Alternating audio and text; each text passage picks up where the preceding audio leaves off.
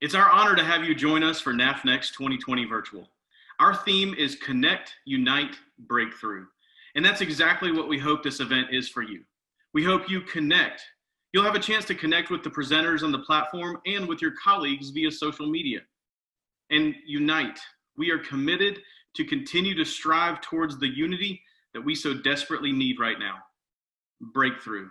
Our hope is that this event will be a breakthrough for you. Maybe it's just the discovery of one nugget of information about advisory boards or internships or work-based learning.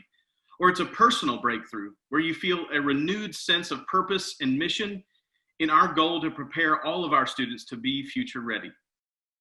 As we get started today, there are a few important pieces of information you need to know.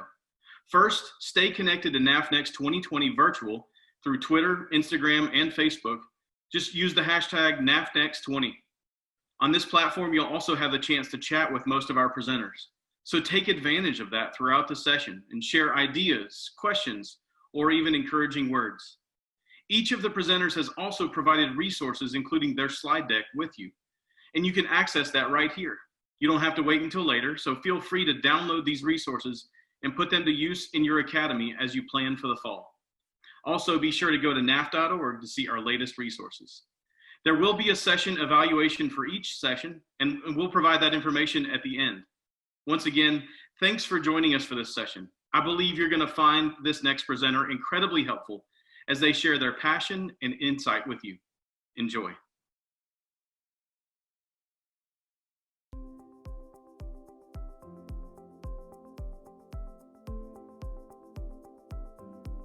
Welcome, NAF Fellows. We are so glad that you have joined us for this NAF Next conference as an online event this summer. I'm so thankful that you're here. My name is Naomi Harm, and I'm joining you from beautiful Cave Creek, Arizona. The focus of this particular session that we'll be presenting on is students as creators of their futures, post-COVID-19. I am a very proud educator. I'm a women in leadership strategist, but my passion lies in as a STEM innovation specialist.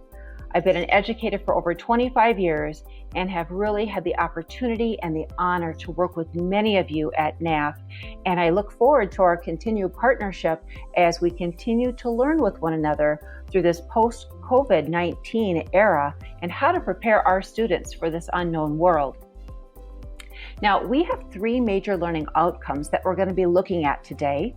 We're going to be looking at the current research of basically the how and why Generation Z students, who are your students in your high school and even in the workforce right now or starting their college careers. But we want to know how they learn best.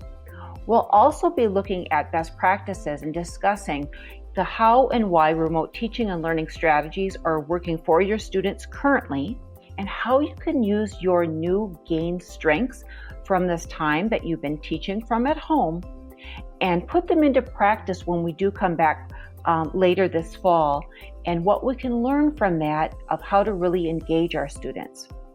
We'll also be looking at collaborative and engaging remote learning and teaching strategies that can really be focused on a student-centered learning environment, but also a career-focused, ready environment for our students. So let's talk a little bit about Generation Z students. Now, what I find fascinating about this particular group is they were born starting from 1996 to 1997, and they continue onward through about 2011. But they are our students in school right now from upper elementary, middle school, high school, and just starting the workforce or their college careers. What I find also fascinating about this group of students, they are the most diverse generation of learners in our world currently. And something that you may have already noticed is that they trust their peers more than they do us as educators, or even their grandparents, or even expertise in their field of study. Now, what's interesting is that these particular students are very driven to be a participant and a solutionist, and are striving to be an activist to solve for these world global problems. And as we can see, even out of this pandemic, it's been amazing what our high school students have really stepped up to their game plan, and they have been creating PPE, such as the masks, the shields and the guards, And then also adaptive pieces that they've been using if on top of the masks. So when your ears get too tired or sore, for many of our nurses or others that even of us have been wearing them, adaptive pieces made with 3D printables. So it's been amazing what they've done. But this particular group of students really demands transparency. They want to be part of this conversation. They want to lead in. They want to have their voice heard, but they also want to provide opportunities for you to listen to them because they have strategies. They want you to know that they could be part of the solution, that they could make their world a better place. Now, what I'm going to share for you at this time is that we have a video on why Gen Z could be the most impacted by this coronavirus and how it's going to help us as educators move forward with our teaching practices this fall and our future careers of how education is going to change for us in particularly, and how our teaching approaches need to evolve and change to meet where our children are currently at. Well, coronavirus will be a defining moment for generations to come. Generation Z, in particular, that's roughly 90 million Americans who were born after 1997, might really be impacted the most. In her latest piece for Axios, Steph Kite spoke with several experts and actually lays out how this pandemic could shape that group's future outlook. Steph joins me now from Arlington, Virginia. So Steph, it's interesting because experts have really looked at and observed the sort of psychological, health, and economic issues of crises like 9/11, the Great Recession, the AIDS epidemic. But in your reporting, you say that this particular coronavirus situation is very different. How? It is incredibly different. And one of the things that is really defining this particular moment for Generation Z is the fact that it's really impacting everyone all over the US. You have people who will see the health impacts on family members and friends who end up coming down with the coronavirus. And then there are also people who are being impacted just in their day-to-day activities, not being able to go to school like they used to be able to, not being able to take the internship they were planning to work in, not being able to get the job that they were planning to take right out of school. These are things that are just everyday normal activities that in the past with other emergencies and other catastrophes hasn't really been impacted. Even with 9/11, of course, there was a devastating impact on New York, but when it came to the day-to-day activities of people in many parts of the country, especially with younger people, there wasn't that same impact that we're seeing right now. When you've got isolation, you've got fear, you've got the uncertainty, this all impacts mental health for everyone. And already Generation Z is more likely to report poor mental health. This is according to the American Psychological Association. What else can you tell us about that? Yeah, that was something that a lot of the experts that I spoke to were really concerned about. It is well known that Generation Z is already extremely stressed out. They have high levels of anxiety. They already struggle with depression, and even suicide rates among that age group have been rising over the past several years. And so then to put on top of that, this isolation, not being able to say goodbye to friends from school before the summer and not knowing when you might see them could make these trends even worse. And so that's something to definitely be aware of and be talking to young people in your lives about, and making sure that their mental health is in a good state, especially as we're all struggling through this period. And we know economically this pandemic could have really lasting implications. Many students were looking to graduate in what just a few months ago was a really strong economy with plenty of jobs. That's changed in just a short period. So what about those young people who really relied on the service sector to make ends meet and to eventually help pay off their loans? Yeah, there are both short-term and long-term economic impacts on this generation. First of all, as you pointed out, a lot of them are working in the service industry. Almost half of the teenage workers in the workforce today are working in restaurants and hotels and similar service areas. And so they're more likely to be out of work right now, not being able to start building up their finances, which could put them behind when this does let up. And then longer term, you can just look what happened with the millennials during the Great Recession. Lots of studies have pointed to the fact that millennials who graduated into the recession were impacted for years down the line, and it takes sometimes a decade to earn back what you would have been making if you had graduated at a better economic time. And so a lot of the experts I talked to said that it doesn't look great now for Generation Z, these students who are now graduating into this economy, where before they thought they had really great prospects. That's something really hard to stomach. We will continue to watch this. Steph Kite, great reporting. Thank you very much for joining us. Thank you. That is absolutely incredible, isn't it? Knowing how much that this is going to impact our Generation Z students right now, and it could impact them for 10 years. This is just amazing. And again, we can learn from past practice from the millennials when we talked about the Great Recession that we went through already back in the early 2000s. Well, let's look at some more research about this and maybe what we can do to help be part of the solution to really guide our Generation Z students with an optimistic outcome. So what's really interesting here is that 40% of the jobs that currently exist will be obsolete by 2030. So think about that. In 10 years, 40% of these jobs are not even going to exist. Now, this is a big picture thinking here, and it's like, wow, okay, so how do I prepare these kids for these types of futures? And now we're training them to go right into the workforce, and now those jobs could possibly be gone. Now, current jobs also, when you look at this, that 15 million of our workers, of our kiddos today from ages 18 all the way up to 34, will also be automated. So those children that you've had in your high school, and they're already gone through college or started into their career fields, their jobs are all going to be automated. And they're going to have to keep transitioning into a new type of field of study. And that's where we come in as educators. And this is why it's really important, because when you look at that shift, it says even by the year 2025, that the shift is going to be only a 48% human base of what the job looks like, and then 52% is going to be machine or algorithm based of a workforce. So wow, this is where computer science is the biggest game changer that can come into this play. And allowing our kids to have an opportunity to have experience and exposure with even one class of computer science can be a game changer for these kids.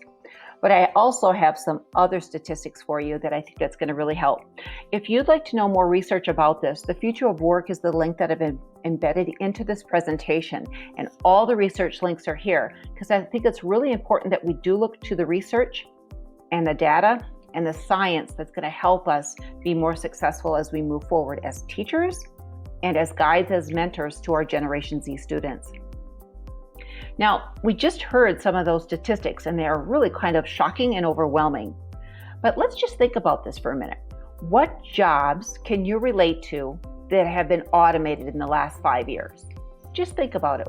What has been something that normally was your go-to, and all of a sudden now it's automated, and I can possibly do it on my phone or on my tablet or another means that I could use it? So think about that.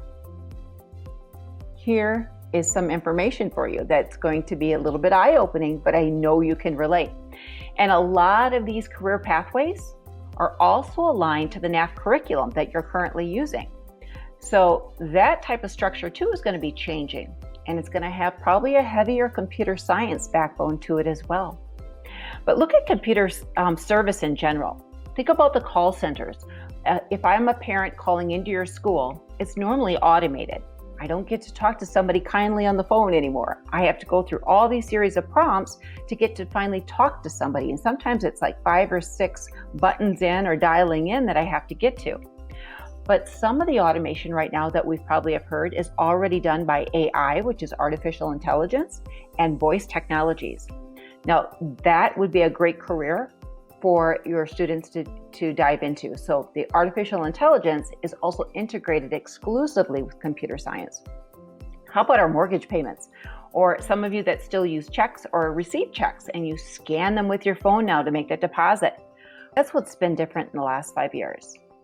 Or maybe it's those self-directing kiosks. So if you go into a food service provider, whether it's you're getting a coffee, whether you're getting something of fast food, you're not really being greeted by a greeter anymore and telling them what you'd like. You go up to that kiosk, and at that kiosk is where then you're going to touch tap, and you basically are self-serving yourself, and you're going in and it's self-directed, and then you may go up to the counter and that person may give you that cup or something else, or even exchange of funds if you weren't prompted to pay for it at that kiosk. Some other things, hospitality and tourism has really transformed in 5 years. When we think about Airbnbs, when we think about when we check into a location, we can bypass the front desk and we can actually have the app on our phone and get right into our room based on that we know the code to get into our hotel room. A lot of everything is done on web portals. We bypass even a travel agent now, and we can do it all of ourselves online. And of course, online shopping. With this pandemic, we have seen that just explode, you could say, with the use that people are using it, because everybody's ordering your household goods, your clothes, your groceries, and so on. And did you know you can even now shop and buy your own car online? Yes, and it can get delivered to your house, and you never have to step foot in to a car dealership anymore. So all of this is moving so quickly. So if our NAF students are ingrained in the wonderful curriculum that they have, what else could we afford these kids to really be future ready? And what could we do to help them give them these real world experiences that keep changing all the time? So let's look at this question too. I'd like you to ask yourself and think about it out loud, but how do we prepare our students post-COVID-19 for their futures with constant change? We thought things were going so fast for us as educators in the last, 10 and 5 years. Our students, things are changing every 5 years so quickly now. So how do we prepare them to be highly flexible and highly adaptable, to think on their feet, but to also actively listen, to understand, and to be part of the conversation of a collaborative team? These are some of the strategies that we need to help our students with. So this model that I'm talking about is called future proofing. And this is a career-focused framework that we all need to be adapting. And these are modeled skills needed for every student's success of their future. The NAF curriculum has set itself up so nicely that it's providing those real-world skills, working and strategically with groups, and then also giving students to work on times by themselves to create a dynamic project and then present to an authentic audience. But at the same time, what we also now need to include is that we as educators need to put our designer hat on and our mentoring hat and coaching hat. And we need to allow for more time in the classroom to model and what it looks like to be an adaptive, emotionally intelligent mindset, and how we can work through a problem and talk through a problem and listen to understand, yet critically debate without getting in an argument, but to listen, to hear that debating side of understanding why somebody feels this way and how they can back it up with their data sets. Now, the other thing too is we need to allow for our students to demonstrate more. And we need to showcase how we too as educators can actively listen and think critically and learn from our students. And let the students step up and let them coach and let them mentor their peers as well. But the biggest game changer that we as educators need to model empathy-based communication and collaboration with our students. And we have to continue to model that in order to be a very culturally responsive classroom for this group of students. Our students also need to understand that they are part of the bigger picture, that they will be impacting a world that they can't see currently, but it's going to last for generations. And then at the same time, we talked about adaptability and flexibility. Well, that's that learning continuum.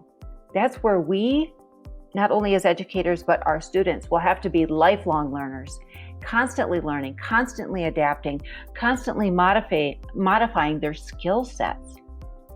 And so that's going to be on a continuum all the time. No longer will anybody go into a job or a career and they can stay in that job or career for 20 or 30 years. That's no longer going to exist. So these types of 4 career-focused frameworks, when we look at this is what we need to also be integrating directly into our NAF curriculum to ensure success for each and every one of our students with every ability or any challenge that they face. Now, here's something that I've designed that I did some research actually with ISTE, which is the International Society for Technology and Education, along with one of our Canadian groups that I worked with. And what is wonderful about this is that I did a presentation this past December, and the big question was, how do we prepare our students of today for 2030 job tasks and their market potentials to meet what jobs could look like? So I did some research. Not only did we ingrain the ISTE standards, but we also looked and did a lot of surveys and a lot of investigation and a lot of face-to-face interviews with current employers in big corporations, to small mom and pop shops, and to local businesses around that we frequently go to shop and get groceries and or things for our home goods. This is kind of what resonated to the top of some things that individuals are looking for. I created these as a card set. So each of you can click on the actual link, and I have that link at the end of the slide deck too. But it's called 2030 Job Task Cards of potential jobs that our business leaders were saying this is what they need to be future ready and to help our students to future-proof their curriculum to move forward. These are only 6 out of the some 30 cards that I've created, but look at these titles. We're talking about a 3D design engineer. We already know the students have potential for this because we've already seen during the pandemic that they're totally capable of designing, creating, writing the code, and creating the final product of the PPE. So we're looking for 3D design engineers. We're looking for artificial intelligence architects for more AI, again, artificial intelligence, or voice technologies. Augmented reality, it's called an AR journey builder. What does that look like that I can interact with my world around me with actually probably coming from in my home because the pandemic lasts longer? How can I still interact with online and social media, but experience it in real time? Other areas, avatar relationship managers, we're going to see more social presence because if we are home more because of the pandemic, we need a way to manage our time online and also find balance. I think a huge one here you're going to see is career and a life coach. And that goes with anything in the healthcare industry. That's going to explode in general. That's an excellent area to get into. But a career and life coach is going to help our students when we talked about that they have to be adaptable and switch jobs or switch new learning skills every 5 years. Well, they need a direction. They need a learning path, but they need a coach to help guide them that they're making sound decisions so they don't have any more setbacks. And then this one over here that I know it's kind of cut off there, but it says Chief Experience Officer. I love that title. Wouldn't you love to have that job? That in your job that you make sure that everybody has the most exciting experience of their job and they love to come to their work, but then everybody comes and builds together the best experience, whether it's online or if it's face-to-face, and how the end users are interacting with the product that you design. So again, these are only 6 out of the 30 cards, and I have all the definitions that go with them. But these are the types of learning potentials of the what ifs, and I wonder if I could potentials that students can be anything they could dream up and want to be, because the future is truly theirs. Now, another question I'd like to ask for you is, how does Generation Z students learn to bring about their best learning potential? Many times that when I've worked with many of you as NAF fellows, you said, I've got these go-getter students, man, they're ready to go and they just excel, and the curriculum is such a support mechanism that is the game changer. But I have a few students that are falling behind. They're not giving their 100%, and there's probably some other things maybe going on at home, or maybe they're just upset. Maybe it's something social or emotional, and we haven't found out what that trigger is for them. But let's identify some ways that we can strategize to help these kids no matter where they're at. So when we look at how Generation Z learns best, smaller is better when it comes to everything right now. Too much information is coming at them all the time. Like I mentioned earlier, they're on their phones all the time, doing amazing things, but also maybe being distracted and sucked into this little online vortex that could actually be emotionally disturbing to some points, and meaning that they could still be cyberbullied or other things going on. So what we need to do to help kids find balance is we need to model that online balance. So smaller, snackable, bite-sized chunks of information, even when we're teaching online, so our brain can process that information, apply that new information, and then create something amazing from it. But our students are sometimes overutilized with too many sensories. We talk about it, but our kids want to have at least 3 different types of learning. They just don't want us to lecture at them. They want to be making and doing and tinkering. They also want to be watching, they want to demonstrate, and they want to show what they know. So a lot of times right now, kids will not go to read the manual. They're going to go to YouTube and they're going to figure it out. And then they're going to apply and then demonstrate. But what I really like about this generation though, is that when you can give them small, snackable, bite-sized chunks and then choice chunks, and then they can watch and they can demonstrate and apply, that's when the questions come about.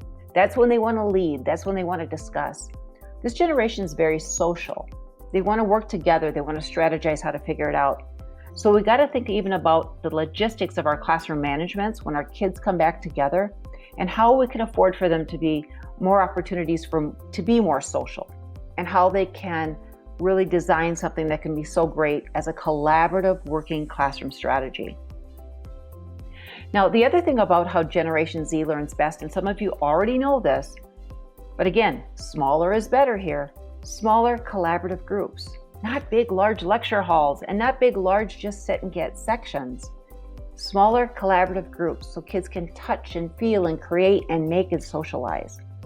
But we do have a group of students too that even after they do that collaborative group, they need some processing time.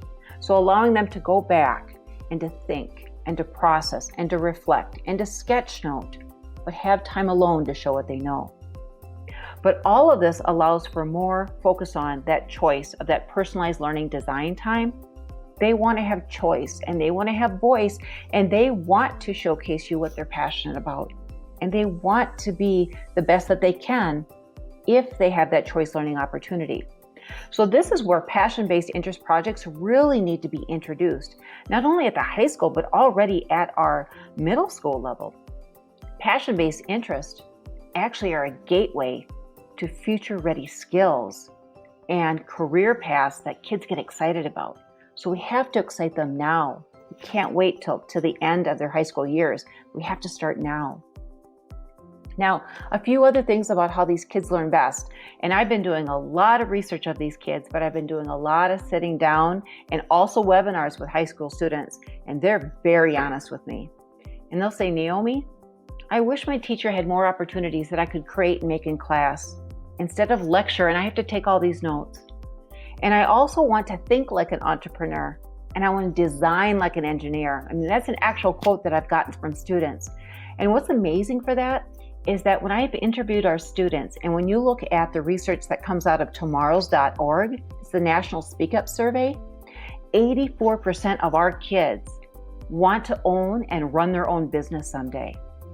So it's like, wow, are we preparing them for that when we think about it? Are we preparing them to be an entrepreneur, to have all of these business management skills, and to have all of this knowledge of the social entrepreneur focus, because they're going to have a huge social presence, but then at the same time, where's the customer service, right?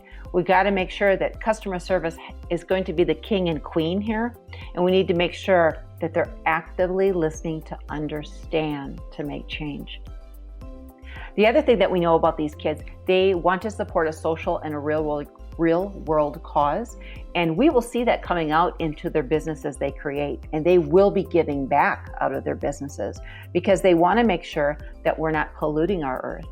They want to make a change in climate change globally, but they want to connect with others to provide and create a world that is good for everyone, because they don't want to go back through this world pandemic again.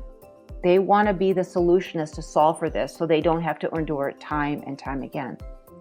But I love this because our students want to be active participants and they want to be the global solutionists.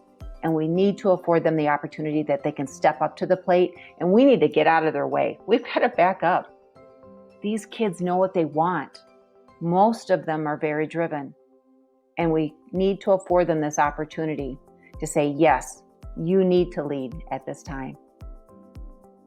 So let's look at a few resources that can help you as a teacher. And now I have a lot of resources as always, but choose one. Choose one that inspires you personally and professionally. And I'd like you to take this and implement it into your next online learning moment with your students, or when you're coming back together this fall with them in a blended learning opportunity or a face-to-face opportunity. Really focus on what you can do to change your teaching game to motivate these students to be part of that solutionist and that global learning outcome to better their world that they're looking for. This is a great site that was shared with me actually through a NAF fellow this summer already, and it's called Invest in What Is Next.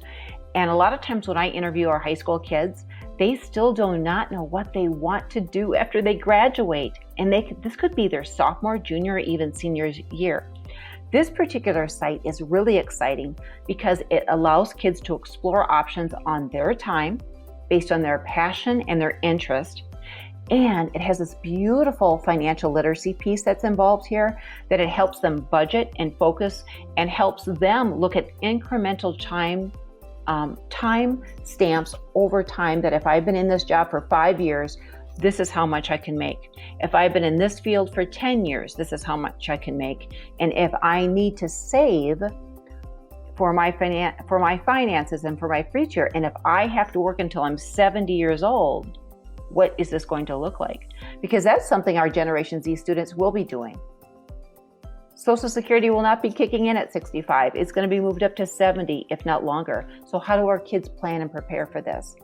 But I love it too because there's a whole evaluation component in here. It puts together a beautiful portfolio that they can evaluate what's working, what's not, and then helping them to constantly evolve and to tweak and be responsible for their plan. So again, let them lead. This is what we need to be giving them. They want that ownership and they need to be involved in that learning. Another great site, this is coming out of San Francisco, California. This is called Career Village. And I love this particular site because this is an online mentoring site that I and others around the globe are mentors in here. You have NASA scientists, you have healthcare professions, you have neuroscientists, you have individuals that are in all of our major corporations. So if you want Dell or Intel, you've got your startups that are in here too. This portal is and allows for your students to come in and ask questions based on a career-focused readiness and what it takes and what it looks like if they're leaning towards this career. They ask questions of maybe it is their curriculum that they need to be part of. Should they be also participating in some types of certifications? Should they be doing a mentorship or also an internship that should be online versus face-to-face? But all of these different kinds of questions that happens. But I love it because the kids are asking real questions, and when they tag their question accordingly, a mentor or a coach that's in here gets an email instantly. So let's say if one was tagged in here according to women in leadership or STEM, because my tags are that, then I get a great email from a student that's asking about a STEM career field. Now, even just yesterday, I had one that came into my inbox, and it was actually a girl that has gone through a 2-year trade school or technical school, and she's really interested in becoming a pastry chef. So she knows she needs some more certifications and she needs some more hands-on experience. So she had asked, what else could I do that if I want to start my own business, that I have already taken this 2-year degree, but I still feel like I'm lacking the business or the entrepreneurship strand. So I gave her some coaching strategies, if she could become an apprentice in a bake shop, if she could also come in and volunteer time to be part of one of the bakeries that are happening. I also talked to her about, well, what does your social entrepreneurial presence look like? How are you going to market to the online generation that really wants that type? And are you going to have deliverables that can actually be picked up by a source and that can be delivered to the home environment? So we talked about all kinds of strategies. But what I love in here, kids can ask questions that really focus on the career, and they're going to get a real-time feedback and answers and guides and resources to help them to be active learners and participants to say, I can do this, so they can be focused on what they want to become. Now, if you haven't seen this already, I'm sure many of you have, but Coursera high school courses are absolutely amazing. For instance, my high school niece graduated this year in Northeast Iowa, and in Iowa, a good portion of the schools did not continue the remote learning. And that was due to a special needs of our students that they couldn't meet everybody's needs. So they decided, nope, we're not going to do anything. If we don't have enough resources to send home to everybody, we're not going to be doing anything. So they kind of really took a back step for a while. So in the meantime, okay, Aunt Naomi comes in, right? It's like, oh, Sage is her name. And I said, now you're already accepted into Iowa State. She's one, basically, of 8 girls with hundreds of other boys that are going into computer science. And she says, I need to keep up my skill sets. Where else can I go? So I pointed this out to her, and it was just perfect timing because she's really into fashion too, but she's also into nature. So all of these courses really have a backbone of computer science. And what helps is that she could pick and choose what she was really interested in, and she just took off with it. And now she's got a whole new skill set that when she goes into Iowa State this fall, she's already going to be ahead of the curve because she's done some things with fashion design and computer science and coding. Then she also had this nature component that she wanted to do something with sensors and programming of an automatic watering system with an aquifer. So I thought, oh my gosh, girl, you're way ahead of the game. This is great. So if you haven't seen this, please tap into this. It's great as helping kids think differently about what the potential could be of their future careers. Now, the other thing I wanted to mention to you, and you've already heard in the video that played back, but we as educators also need to put that coach or mentoring hat on more so than ever before, because we need to make sure that our classrooms are culturally responsive as a classroom. And why that is because our generation of students, as we've mentioned, and I already know what the research says, they are the most diverse population on the planet. And every one of our child has a different need. And every one of our child is coming to the classroom with different background knowledge, experiences, and access to materials. So our culturally response to our classroom is that we need to make sure that we provide more hands-on experiences, more access to materials, and also access and equity in real time than no other way that we could possibly have before, because that's going to be the game changer. Because access, equity, and learning experiences is what builds the lifelong learning confidence. And that's going to help boost and build the brain capacity, knowledge, and actually curiosity and interest to get these kids more involved in your classroom. So if you haven't seen this as well, I absolutely love it. Talking about helping our children be a very well-rounded individual, but exposing them to everything, how Google Arts and culture all fits together so nicely. No longer are we looking at language arts as a separate entity, or a math, or a science. It's how everything comes together as a multidisciplinary approach, because their world, everything is blended. And sometimes in our high schools, things are very siloed. Our real world doesn't work that way. Our real world is multidisciplinary. And the more opportunity that you can afford your children with robust resources such as this, that ties into their future careers, then they will see the how, the why, and how they can tap into this so that they can be inspired to know where to go to help them stay motivated to pursue those future hopes and dreams. Other things that I'd really like to identify for you is this is called design thinking process and strategies. If you haven't used design thinking, this is a game changer for your classroom. And this strategy of a design thinking process really helps students come together to collectively share their intelligence, solve a problem based on something that's happening in their classroom or their world, strategize as a team, but also come together to empathize. And empathize meaning that every child has a voice to solve this problem, and gaining insightful knowledge of their background and their collective intelligence that they have to bring into this to solve for that. And then helping those kids define, like, what do they want to create and make based on the problem, and how are they going to solve it. Then they ideate, they brainstorm, they create all kinds of possibility, and the sky's the limit. But then they design and build a prototype, a physical structure, and then they test it. And if it fails, so be it, it's okay. But knowing to go back and rechange, remodify, and ideate again, prototype again, and test it, and then to see how it works. That's how our real world works. And what it is, it provides a process that every child is responsible in these collaborative teams and groups, but it helps kids to actively listen to understand. It allows kids to critically debate, but also to compromise and come back together to understand different points of view. And that empathy is going to be the game changer moving forward post-COVID-19. Now, the other part too, we mentioned the balancing act of social emotional learning. This is huge. We as teachers, again, that mentoring hat, that coaching hat, and the teacher designer hat is a must moving forward, even if you focus on that for 2020 to 2022. We've got to really look at how we can meet the needs of each of our students in our classroom, and knowing and to allowing them that we're making an emotional connection to them.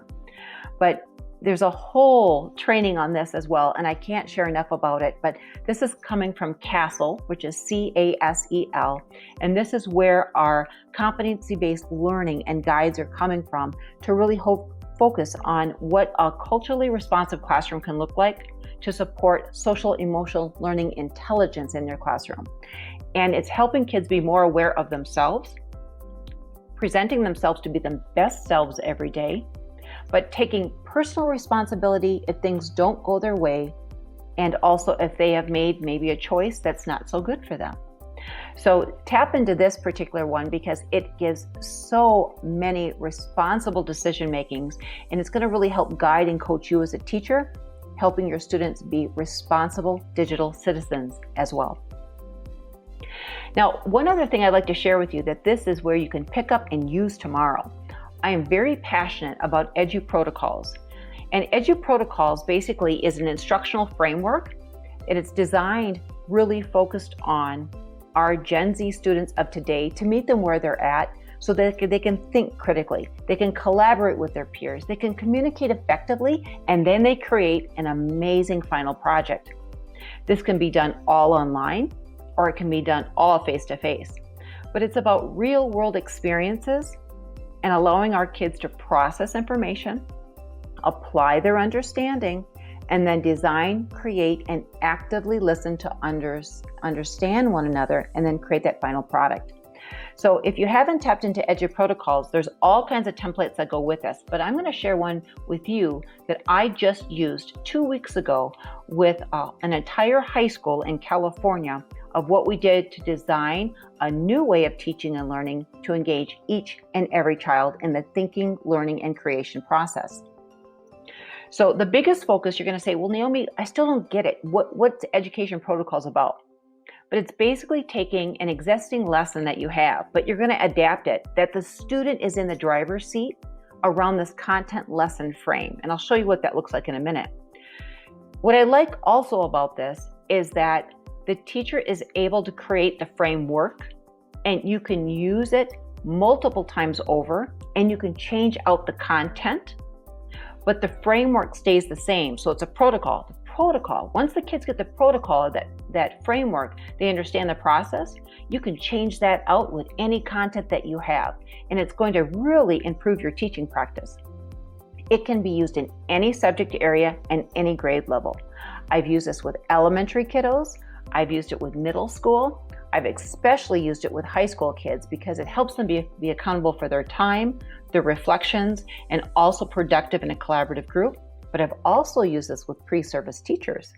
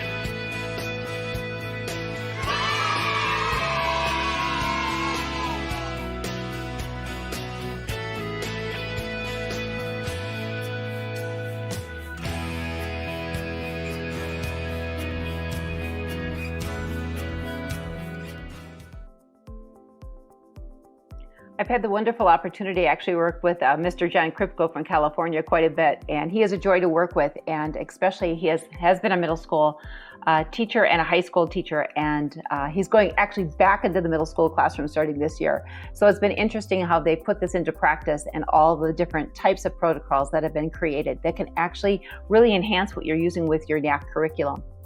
So here's an example of one that I've done. It's called the cyber sandwich. And when you think of a sandwich, right, you usually have different layers, or there's different scaffolds. You have like your bun, and then you may have some lettuce and a tomato and an onion and a piece of protein in there, and then the bottom piece of the bun. But this is a layered approach to break it down into small snackable chunks so that kids don't become overwhelmed, but dig deeper into the content to make more meaningful learning connections to the concepts that you're teaching in your classroom. So the strategy kind of looks like this. You can teach an education protocol actually in 30 minutes. First of all, what you usually do, you ground it in literature or a literacy resource that the kids still are reading independently. Something could be up to 5, 7, or 10 minutes. Then the students actively take notes as they're reading of the main points that they've gleaned. Then they connect with a partner of a student of 2, 3, or 4, it depends how many you want. And they do a think, pair, share activity, and then they're looking at each other's notes. They're saying, hey, you've got that idea, I got the same idea, and over here I got the same idea. So you're finding the similarities and the big picture ideas that have come out from that reading concept. Then independently, each student then writes their final paragraph or 2 reflections of what they've learned. They also can create a multimedia project from this too, of what their learning is, and can inspire to go off in a whole nother direction if they were inspired by what came of that learning or that team group work. So here's an example. The process could be that I first give them an online resource. So this one says, how will we colonize other planets? And this is bringing in a whole STEM focus of what's focusing on here. Then also we could actually have something about, can we actually do this? Well, here is a documentation that we're going to use of our Constitution and our rights. Then we may bring in a supportive trade book or something of the sort, or we might actually use maybe one of our actual books that we're using to support our content in our classroom. You can pick. Sometimes teachers use one resource, but it's always great when you can use 2 or more, which is wonderful. So the kids read that, then they take their separate notes on their own slide deck. So whether you're using PowerPoint, whether you're using Google Slides, they can word process quickly on their own slide is what they'll do. The next step would be, then they come together. The third slide actually allows for students to write down their key points, the other students' key points, and then in the middle, that's where they find their commonality. That's where the big picture is. It's like, that's where all the good content rises to the top. And with that, they're going to talk and discuss about those separate articles that they read to have deeper discussions about the content that they're reading. Then from there, the last step is, this particular one is, students write a paragraph reflection of their learning process, the bigger picture, what they've learned, but now they're more inspired about the deeper content that they investigated and what that learning process was from there. Now, another application that if you're looking for something to really inspire your students going forward, these are called real life and global applications. And I'm hoping that you can even choose one from here that will inspire you. Our students that I talk with them more and more of our high schools in particular say, I want to design, I want to create, I want to make, and I want to build something that's going to change our world. Well, afford them this opportunity then.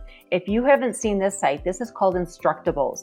Instructables has everything to do with creating and making in our world, but also allows students to create and make their own design challenges and share them on this site. There's contests, there's all kinds of different classes that kids can take, even kind of represent like YouTube, but kids go through and can watch the video, can apply their knowledge, and then they can actually create their own prototype from a design thinking process. So again, this is one of those sites that I say is better than chocolate, and it's free, which is great, but they're learning from others. So it's a global community of makers. Some other focused areas that if we look ahead, a lot of the students from this global pandemic, they'd say, Naomi, I really want to be a solutionist. I want to do this, or I want to create this, or I think if we had this type of AI technology or STEM technology, that we can improve the process of this whole thing that we've just gone through. And I agree with them. I think that our kids right now have great strategies and great game plans of this design thinking process, and we need to listen to them more. This particular site is called the Curiosity Machine. The Curiosity Machine is working with major corporations on developing design challenges to help kids think bigger, broader, and more globally of how to create a final product that's going to make a global good impact in our world. So we have everything that you can see from the left sidebar, anything from space, art of science, mechanics, let's see, I've got civil engineering, computer science, food science, and more. And that's just a portion of this. And what I love about it is that it impacts every entity of our world. It includes the farming component that you can see there. It's got flight. It's got everything to do with health and science. And this is the game-changing opportunity for our kids to be more involved, because our kids like design challenges. They feel like there's that strategy that they compete against someone, but then at the same time too, they can complete with these with other students. There's also the beautiful connection to this game design that actually you can do this with parents at home too. So a lot of our students this summer during the pandemic, now that schools are now releasing, that they're still continuing on with this. And that's what I love about it, because you're involving the whole community. It's our schools, it's our parents, our communities to make the change. Now, I know you've seen this, and this has been around for a long time, but why aren't we bringing in more experts into our classrooms to impact the learning of our children? This one in particular is called Skype the Scientist, and there are hundreds and hundreds of scientists around the globe that want to share their expertise with students and everything around even this pandemic right now. But also, what does it take to be a certain type of scientist that can impact our world futuristically? So we need to bring more experts in, because our students at times, sometimes they don't want to necessarily or resonate with the message that we're giving them. And sometimes, as we heard earlier, they don't want to listen to other experts. But if it's something they're really interested in because it's going to impact their career, this is the route to go to as well. So bring more experts in, and knowing that you too do not always have to be the one on the stage all the time. We need to bring other entities in so kids can learn from people that are in the fields in the workforce of what they want to pursue for their passion-driven careers. I also have a great collection for you that I've been putting together all summer long. And I know some of you had mentioned, Naomi, what's going to happen for these virtual internships for our students? And our other normal face-to-face internships got canceled.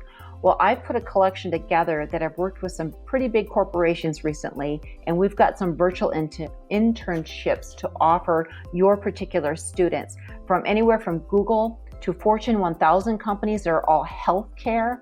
We also have some from Intel, Microsoft, and I know NAF, I put your virtual learning opportunities there as well, but NASA internships and UpKey summer internships. It's amazing. Everybody's opening up the doorway of opportunity to try to meet the needs of our children, because we know how important it is that our kids need this experience before heading out the door into the workforce or going into their next college or university career fields.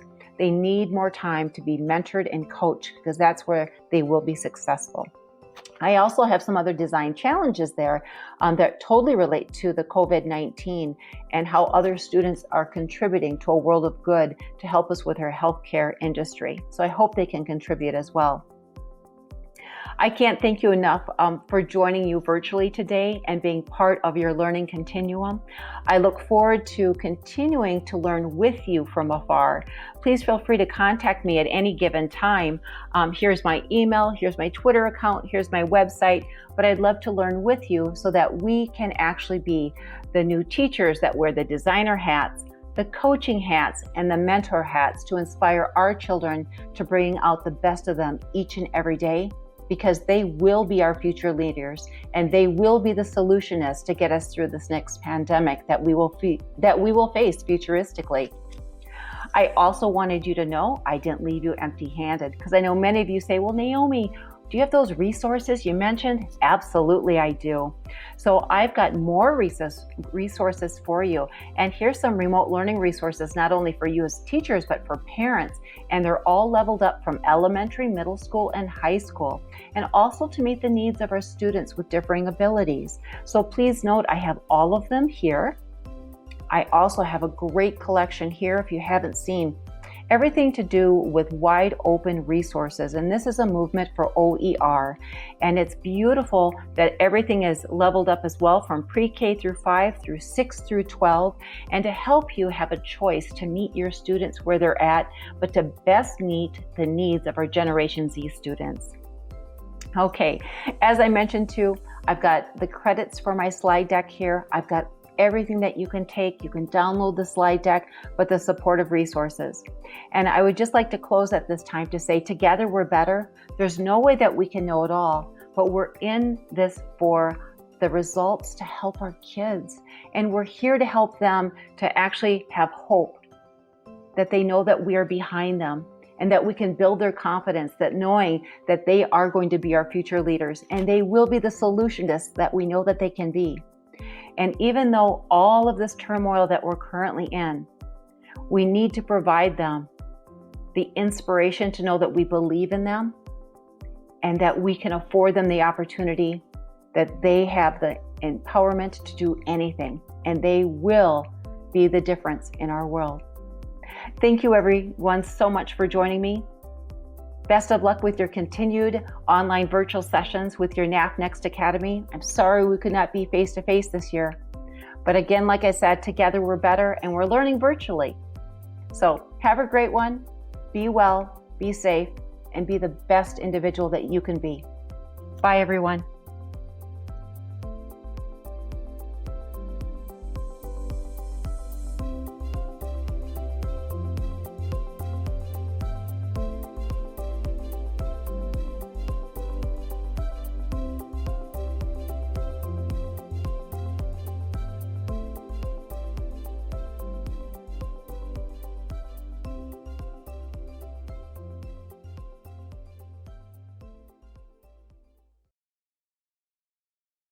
Thanks for joining us today. Before you leave, a few quick things. The session evaluation and code are available right now on this platform.